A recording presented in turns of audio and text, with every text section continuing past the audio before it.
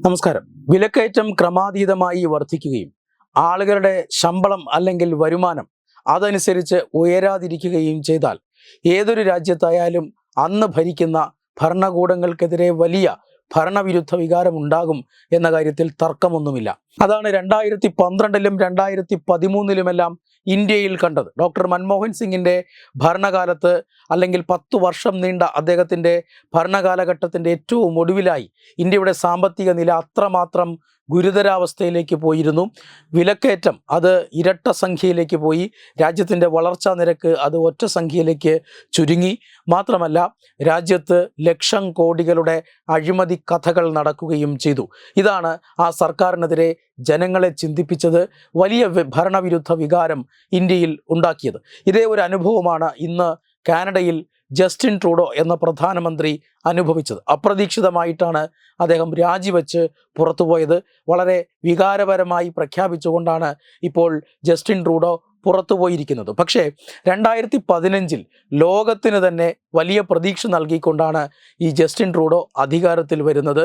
ചെറുപ്പക്കാരനായ പ്രധാനമന്ത്രി, സ്വാതന്ത്ര്യത്തിന് വേണ്ടി സംസാരിക്കുന്ന പ്രധാനമന്ത്രി, ജെൻഡർ ഇക്വാലിറ്റി അഥവാ ആൺ പെൺ വ്യത്യാസമില്ലാത്ത ഒരു സമൂഹത്തെക്കുറിച്ച് ധാരാളം സംസാരിക്കുന്ന ഒരു പ്രധാനമന്ത്രി, കുടിയേറ്റത്തിനോട് അനുകൂലമായ നിലപാട് സ്വീകരിക്കുന്ന ഒരു പ്രധാനമന്ത്രി, അങ്ങനെ ഒരു പ്രധാനമന്ത്രിയാണ് കാനഡയിൽ അധികാരം ഏറ്റെടുത്തത്. പക്ഷേ കാനഡ എന്ന രാജ്യത്തിൻ്റെ പുരോഗതിക്കായി ഇത്തരം നയങ്ങൾ വലിയ രീതിയിൽ അഭികാമ്യമാകുമായിരുന്നില്ല. രാജ്യത്തിൻ്റെ സമ്പദ് വ്യവസ്ഥ മെച്ചപ്പെടുത്തുന്നതിൽ, രാജ്യത്ത് തൊഴിലവസരങ്ങൾ സൃഷ്ടിക്കുന്നതിൽ, രാജ്യത്ത് വിലക്കയറ്റം നിയന്ത്രിക്കുന്നതിൽ, രാജ്യത്തിൻ്റെ സാമ്പത്തിക അവസ്ഥ മെച്ചപ്പെടുത്തുന്നതിൽ ഈ ജസ്റ്റിൻ ട്രൂഡോ സർക്കാർ പരാജയമായിരുന്നു. കഴിഞ്ഞ ഏതാനും വർഷങ്ങൾ നീണ്ടുനിന്ന അദ്ദേഹത്തിൻ്റെ പരാജയം, അദ്ദേഹത്തിൻ്റെ ഭരണം വലിയ പരാജയമായിരുന്നു എന്ന് മാത്രമല്ല, എന്തിനും ഏതിനും അമേരിക്കയെ ആശ്രയിക്കേണ്ട ഒരവസ്ഥയിലേക്ക് കാനഡയെ കൊണ്ടുചെന്നെത്തിക്കുകയും ചെയ്തു.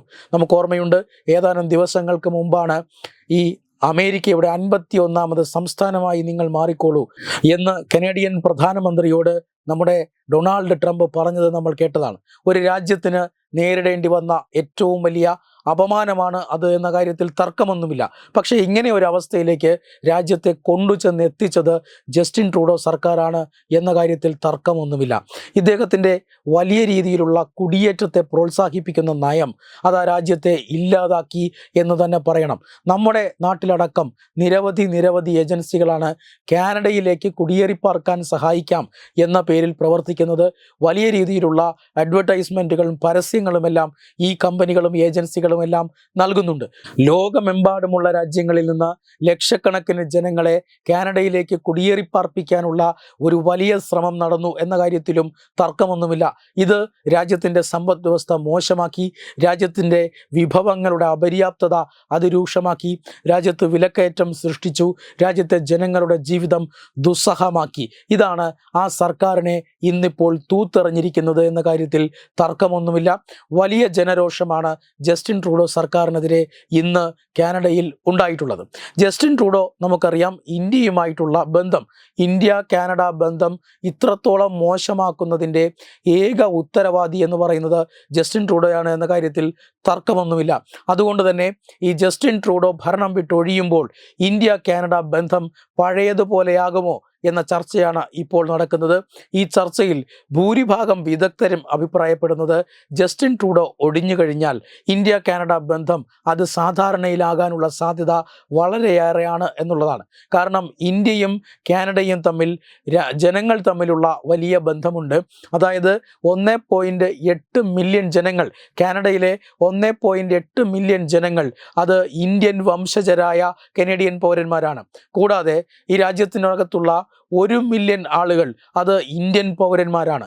4 ലക്ഷത്തോളം വിദ്യാർത്ഥികളാണ് ഓരോ വർഷവും കാനഡയിൽ പഠിക്കാനായി പോകുന്നത്. ഇതെല്ലാം കാനഡയും ഇന്ത്യയുമായിട്ടുള്ള അറുത്തുമുറിച്ചു മാറ്റാൻ കഴിയാത്ത ബന്ധങ്ങളാണ്. അതുകൊണ്ട് തന്നെ എത്രയും വേഗം നയതന്ത്ര ബന്ധം പുനഃസ്ഥാപിക്കാൻ ഇരു രാജ്യങ്ങളും ശ്രമിച്ചേക്കുമെന്ന കാര്യത്തിൽ തർക്കമൊന്നുമില്ല.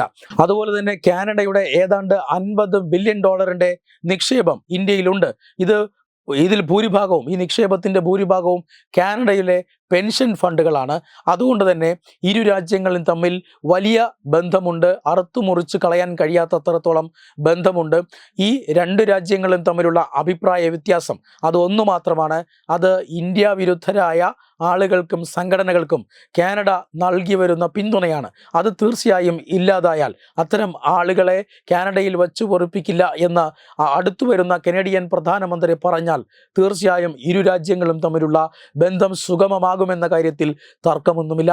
അടുത്തു വരുന്ന കനേഡിയൻ പ്രധാനമന്ത്രി രാജ്യത്തിൻ്റെ സമ്പദ് വ്യവസ്ഥയെ പരിഗണിച്ചുകൊണ്ട്, അമേരിക്കയുമായി ഇപ്പോൾ നിലനിൽക്കുന്ന മോശം ബന്ധം പരിഗണിച്ചുകൊണ്ട് തീർച്ചയായും ഇന്ത്യയുമായിട്ടുള്ള പ്രശ്നങ്ങൾ ഒഴിവാക്കാനായിരിക്കും ശ്രമിക്കുക. അങ്ങനെയാണ് എങ്കിൽ ഇന്ത്യ കാനഡ ബന്ധം ഒരുപക്ഷെ വരും ദിവസങ്ങളിൽ മെച്ചപ്പെടാനുള്ള സാധ്യത കാണുന്നുണ്ട്.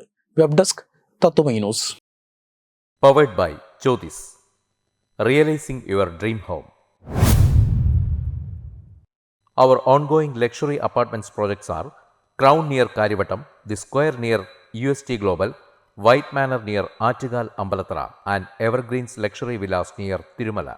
Call 90482 55599.